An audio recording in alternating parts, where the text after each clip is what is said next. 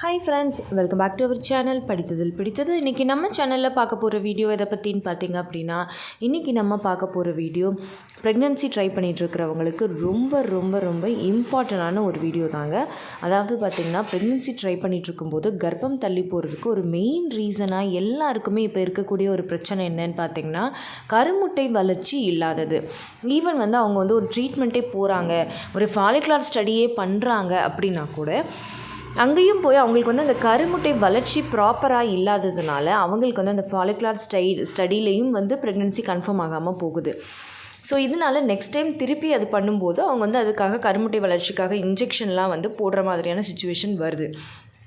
But நேச்சுரலாக நம்ம கருமுட்டை வளர்ச்சியை பூஸ்ட் பண்ணுறதுக்கும் நேச்சுரலாக கருமுட்டை வளர்ச்சி நல்லா இருக்கிறதுக்கும் நம்ம சில விஷயங்களை நம்மளோட லைஃப் ஸ்டைலில் நம்ம ஃபாலோ பண்ண முடியும்.